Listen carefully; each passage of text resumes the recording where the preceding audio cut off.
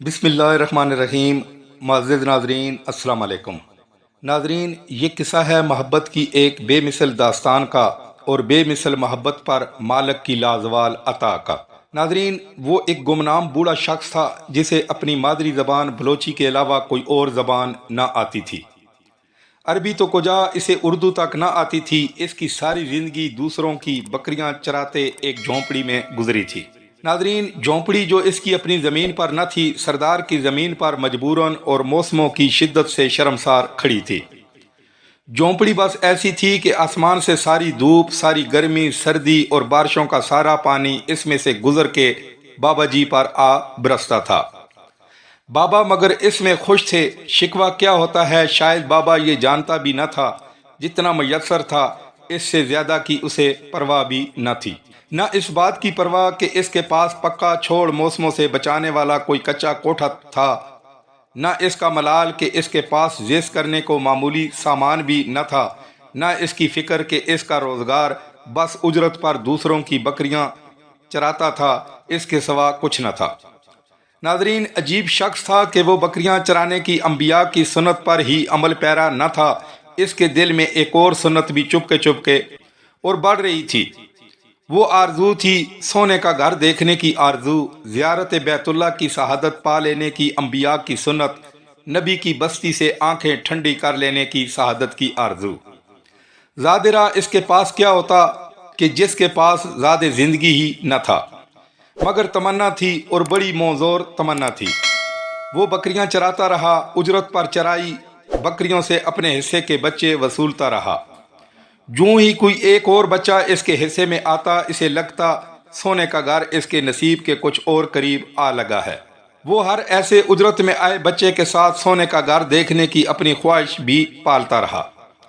ناظرین، پھر ایک دفعہ جب تن پر اچھے کپڑے نہ تھے، پاؤں میں مناسب جوتا نہ تھا، جھونپڑی میں موسموں کی شدت روکنے کی موزوں صلاحیت نہ تھی، اس کے پاس بکریوں کی اجرت کے کچھ پیسے جمع ہو گئے۔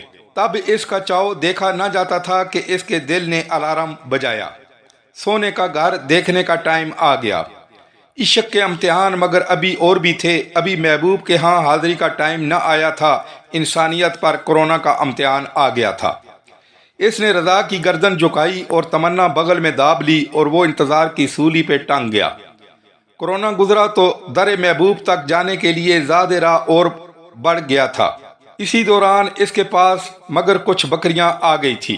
ان بکریوں کا عمر بھر کی جمع پونجی کا، زندگی بھر کی محنت کا اور بھلا کیا مصرف ہو سکتا تھا۔ اس نے بکریاں بیچیں اور در یار دیکھنے کو چل دیا۔ نہ ساتھ کوئی ساتھی اور نہ رشتہ دار، مگر اس راہ کا ہر مسافر اپنا ہی تو ہوتا ہے۔ ایک تھیلا بغل میں دابے بالآخر ایک سویرے وہ سونے کے مدینے میں کھڑا تھا۔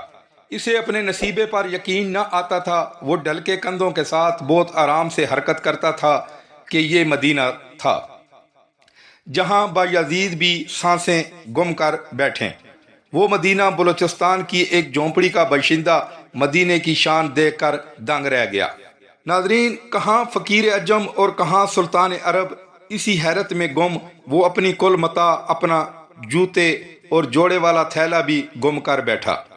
این یہی وہی لمحہ تھا جب وہ کلک ہو گیا، جب وہ اپنے تن کے آخری چھیتڑے بھی سونے کے در پر گم کر بیٹھا تھا۔ تو این یہی وہ لمحہ تھا جب عرش والے کا اس سادہ مزاج محبت کی معراج پر التفات اور قبول عام برس اٹھا تھا۔ این اسی لمحے آسمانی میڈیا حرکت میں آیا اور صحابہ اکرام کے حلیہ والا بزرگ کے نام سے وہ عرب و عجم کے میڈیا پر وائرل ہو گیا۔ گویا جبرائیل کے ذریعے عرش سے اس بندے کے قبول عام اور محبوب عوام اور خاص ہونے کا اعلان ہو گیا۔ اب خود اسے معلوم نہ تھا کہ وہ جو اپنے تئیں گم ہوا پھرتا ہے، اس سے زیادہ مدینہ اور اہل مدینہ کی دنیا میں مشہور کوئی نہیں۔ سبھی جانتے ہیں کوئی 30 لاکھ کے قریب اس بار زائرین ارض مقدس میں تھے، ان میں کروڑ پتی بھی ہوں گے، ارب پتی بھی، وہاں 3 دفعہ کا وزیر اعظم بھی تھا، اور جانے کون کون سے رستم زماں، محدث زماں وہاں موجود تھے۔ جو بھی تھا گمنام ہی تھا، یہاں کا مشہور شخص اور زبان زد عام شخص، مگر آج کے دن ایک ہی تھا۔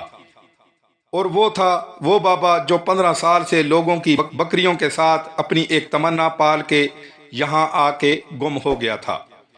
وہ بکریاں پال تھا تو یقیناً اس کا مالک بھی تو بڑا لاجپال تھا، اس نے اسے فرش سے اٹھایا اور عرب و عجم میں نامور کر دیا، تاجروں اور تاجوروں سے زیادہ نامور کر دیا۔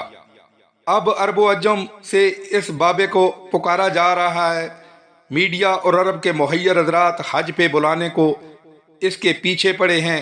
ہم تم کی خدا نے ڈیوٹی لگا دی ہے کہ اس کی کہانیاں کہیں اور سنیں اور سنائیں، سارے پڑھے لکھے ایک ان پڑھ کی کہانی سنائیں۔